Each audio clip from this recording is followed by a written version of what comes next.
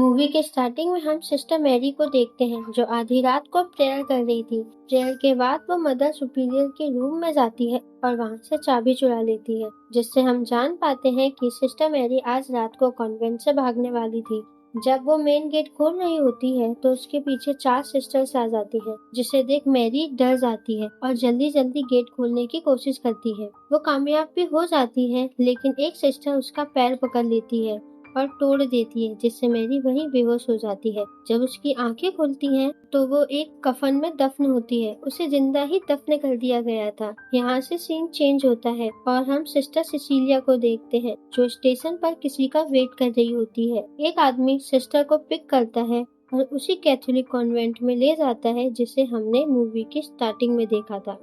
अंदर जाके सिसिलिया की मुलाकात मदर सुपीरियर से होती है, जो उसे वहां देख काफी खुश थी। उसके साथ खड़ी सिस्टर इजाबेल उसका रूम दिखाने को बोलती है। जब वो रूम दिखाने के लिए जाती है तो उसे कॉन्वेंट के बारे में सारी बातें बताती है और ये भी कहती है कि तुम्हारे पास अभी भी टाइम है, अगर तुम्हें यहाँ से जाना है तो तुम जा सकती हो, गॉड तुम्हें माफ कर देगा। लेकिन ये सुन सिसिलिया मना कर देती है। वहीं पर सिसिलिया की मुलाकात सिस्टर ग्वेन से होती है, जो कि सिगरेट पी रही थी। दोनों में बातें होती हैं और दोनों दोस्त बन जाती हैं। शाम को चर्च में सेरेमनी होती है। सिसिलिया तैयार होकर सेरेमनी में अपने वॉज लेने जाती है, जहाँ पर वो फादर टेडेस्की से मिलती है। फादर टेडेस्की काफी फ्रेंडली होते हैं और वो सिसिलिया के वॉज लेने में मदद भी कराते हैं। उसे शपथ भी दिलाई जाती है कि वो हमेशा जीसस की होकर रहेगी और किसी दूसरे आदमी को देखेगी भी नहीं। डिनर के टाइम सिसिलिया और फादर टेडेस्की बातें कर रहे थे, जहां हम जान पाते हैं कि फादर को बायोलॉजी में इंटरेस्ट था, लेकिन वो ऊपर वाले की मर्जी से फादर बन गए। सिसिलिया बताती है कि एक बार जब वो छोटी थी तो वो एक लेक में गिर गई थी। जब डॉक्टर ने चेक किया तो वो पूरे 7 मिनट के लिए मर गई थी, लेकिन 7 मिनट के बाद वो वापस से जिंदा हो गई। सिसिलिया जब बाथरूम में होती है तो उसे किसी की रोने की आवाज आती है। जब वो चेक करने चर्च में जाती है तो वहाँ पर एक नन जमीन पर लेटकर कुछ बड़बड़ा रही थी। जब वो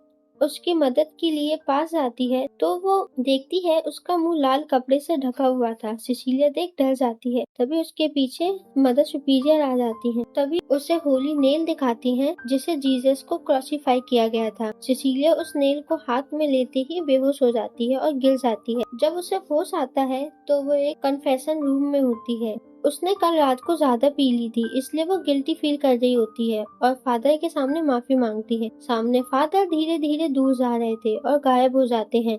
तभी सिसिलिया को खींच लेते हैं, जहां हम रेड मास्क पहने नन्स को देखते हैं और वो सिसिलिया को स्टेप करती हैं। तभी उसकी नींद खुल जाती है और वो अपने सामने किसी को खड़ा देखती है।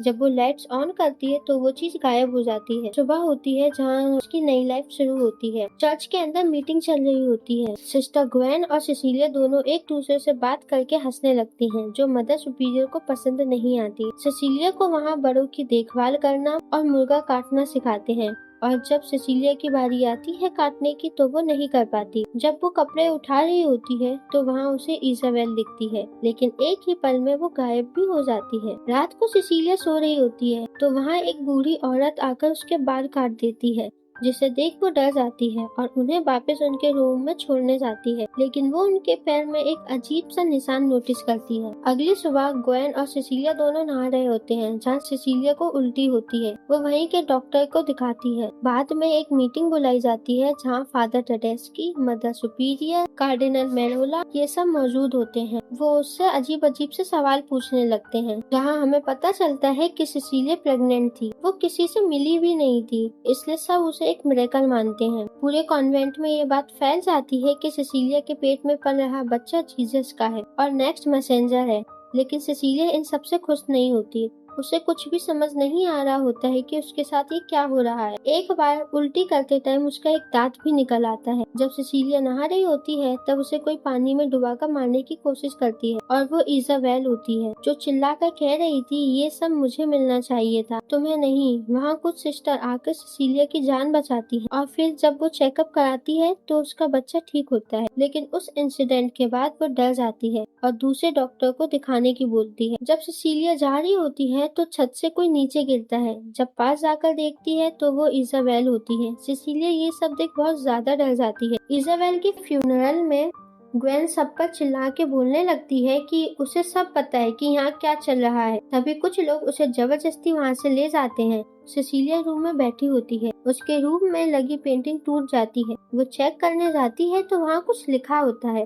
वो बुक में चेक करती है। इसका मतलब था कि शैतान हमेशा प्रकाश के दूत का रूप धारण करता है। वो ग्वेन को बुलाने जाती है, लेकिन ग्वेन अपने कमरे में नहीं होती है। वो ग्वेन को ढूंढते एक कमरे में पहुंचती है जहां उसके चिल्लाने की आवाज आ रही थी। जब वो कमरे में झांकती है तो ग्वेन एक कुर्सी में बंधी होती है और वही रेड मास्क पहने नन्स उसकी जीभ काट देती हैं। सिसिलिया देखकर डर जाती है।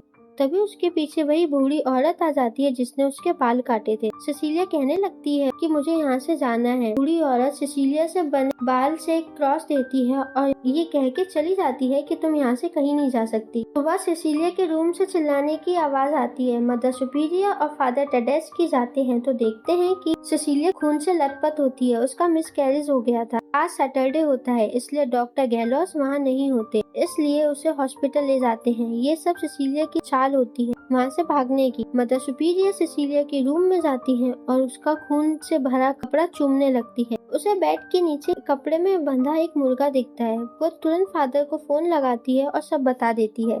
सिसिलिया मौका पाते ही कार से भाग जाती है, लेकिन वो पकड़ी जाती है। वापस लाकर उसे साफ किया जाता है। अब हमें असली सच्चाई पता चलती है कि कॉन्वेंट में आखिरकार हो क्या रहा था। फादर बताते हैं कि इस नेल में लगा जीसस के डीएनए से वो दुनिया में एक नया मैसेंजर लाने की कोशिश में थे, इसलिए फादर ने 20 साल पहले ये कॉन्वेंट ज्वाइन किया था। सिसिलिया बेहोश हुई थी, तभी उस पे ये एक्सपेरिमेंट किया गया। फादर सिसिलिया के पैर में वही बर्निंग क्रॉस लगा देते हैं जो हमने उसी बूढ़ी औरत के पैर में देखा था। यहाँ से सीन चेंज होता है, जहाँ हम सिसिलिया को डॉक्टर गैलोस और मदर सुपीरियर के साथ देखते हैं। डॉक्टर सिसिलिया का चेकअप करते हैं और कुछ मेडिसिन लेने बाहर चले जाते हैं। तभी मौका देख सिसिलिया मदर सुपीरियर पर हमला कर उसे मार देती, लेकिन बाहर जाते वक्त उसका वाटर बैग फट जाता है। वो कार्डिनल को भी रोजली से मार देती है और ये सब देख डॉक्टर वहाँ से भाग जाता है। फिर वो फादर टेडेस्की के लैब में जाती है और वहाँ उसे एथेनॉल गिरा के आग लगाने वाली ही होती है। तभी वहाँ फादर टेडेस्की आ जाते हैं। दोनों में हाथापाई हो जाती है। सिसिलिया फादर को लैब में बंद करके आग लगा देती है, लेकिन फादर गेट तोड़ के बाहर आ जाता है। सिसिलिया अपनी जान बचाकर कैटाकॉम्स में चली जाती है, जहाँ पर नन्स का जाना मना था। वो वहाँ से एक टॉर्च उठाती है और आगे बढ़ने लगती है, जहाँ उसे ग्वेन की लाश दिखती है, जिसे देख वो डर जाती है। सिसिलिया आगे बढ़ती है। उसे आगे बाहर जाने का रास्ता दिखाई देता है। जब वो बाहर निकलने की कोशिश कर रही थी, फादर आ जाते जो पूरे तरीके से जल गया था। दोनों में फिर से हाथापाई हो जाती है। फादर सिसिलिया का पेट काटकर बच्चा निकालने लगता, लेकिन उनके गले में स्टैब कर सिसिलिया उन्हें मार देती है। जब वो कॉन्वेंट से बाहर आती है, इस टाइम सिसिलिया के पेट में दर्द होने लगता है और वो अपनी डिलीवरी खुद करती है। हमें वो बच्चा तो नहीं दिखाया जाता, लेकिन उसकी आवाज से हमें पता चलता है कि वो कोई इंसान का नहीं था, किसी शैतान का बच्चा था। सिसिलिया एक पत्थर उठाकर उस बच्चे को मार देती है और यहाँ ये मूवी खत्म हो जाती है।